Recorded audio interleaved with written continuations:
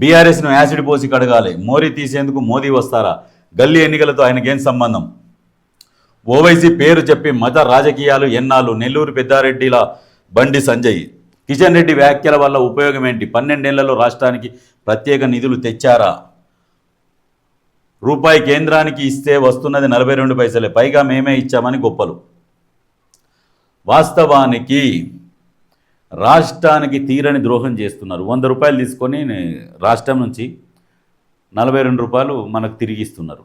మిగతా 58 రూపాయలు కేంద్రమే తింటుంది. మళ్ళీ మీదికి వెళ్ళి మేము కేంద్రం ఇస్తున్నదని చెప్పేసి అక్కడ అరవింద్ మాట్లాడతాడు, ఇక్కడ సంజయ్ మాట్లాడతాడు.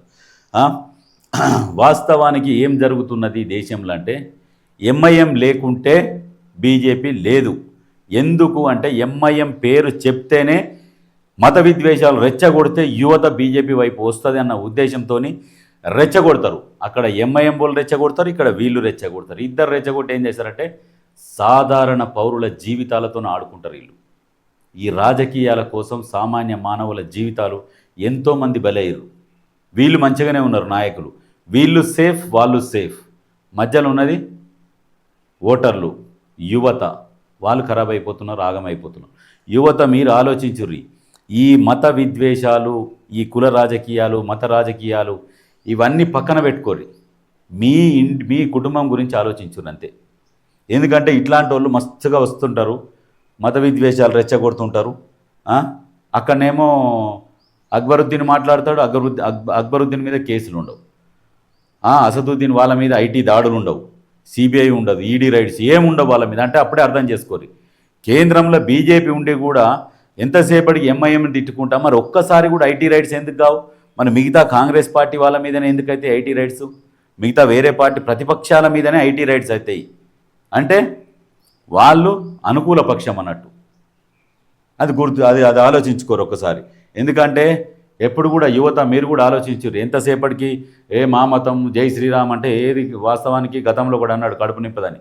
ఫస్ట్ నీ ఇల్లు నువ్వు చూసుకో, కడుపు నింపుడు నింపకపోడు తర్వాత.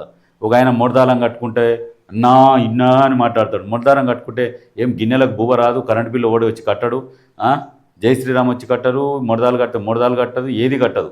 మన కష్టాన్ని మనం నమ్ముకోవాలి. తర్వాతనే మన ఇల్లు నిండినాక తర్వాత నువ్వు దేని గురించి అని ఆలోచన చేయి. ఫస్ట్ మన ఇల్లు, మన కుటుంబం ఇదంతా మంచిగా సంతోషంగా ఉన్న తర్వాత నువ్వు వేరే వాటి గురించి ఆలోచించు. ఇంట్లోనే చక్కగా లేనప్పుడు నువ్వు బయటి గురించి నీకెందుకు? ఆలోచించుకోరి. బీజేపీ కార్యకర్తలు ఇది స్పెషల్గా మీకే. 2 ఏళ్లలో సాధించింది 0, విధ్వంసం తప్ప కాంగ్రెస్ చేసింది ఏంటి? హరీష్ మాట్లాడుతున్నాడు.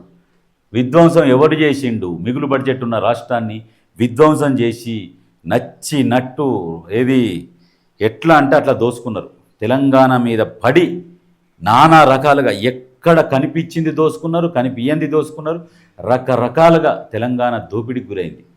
ఆ బాధతోని భరించలేక మిమ్మల్ని మూలకు గుసబెట్టారు. ఇంకా సిగ్గు లేకుండా ఇంకా మాట్లాడుతుండు. సాధించింది 0. ఏం సన్నబియ్యం ఓడిచ్చిండు? మీ మామ ఇచ్చిండా? రేషన్ కార్డులు ఓడిచ్చిండు? మీరు ఒక్క రేషన్ కార్డులు ఇవ్వలే తెలంగాణ పేరు చెప్పి. రేషన్ కార్డులు ఎవరు ఇచ్చారు? 200 యూనిట్ల కరెంట్ ఎవరు ఇస్తున్నారు? సబ్సిడీ సిలిండర్ ఎవరు ఇస్తారు? పూర్తి స్థాయిలో రుణమాఫీ చేసిన దమ్మున్న నాయకుడు అప్పుడు వైఎస్ఆర్, ఇప్పుడు రేవంత్ రెడ్డి. మీ మామ సోది ముచ్చట్లు మింగిండు బాగా.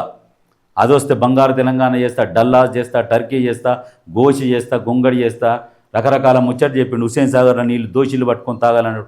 ఎవడు విధ్వంసం చేసిండు? 3 ఎకరాల భూమి ఎవడిస్తాడు? దళిత ముఖ్యమంత్రి అని ఎవడు మాట్లాడిండు? ఇవన్నీ ఎవడు చేసిండు? విధ్వంసం చేసింది మీరు. సిగ్గు లేకుండా మళ్ళా ప్రజలలోకి వచ్చి మాట్లాడుతురు. మీకు ఆ నైతిక హక్కు లేదు, అర్హత లేదు, గుర్తుపెట్టుకోర్రి.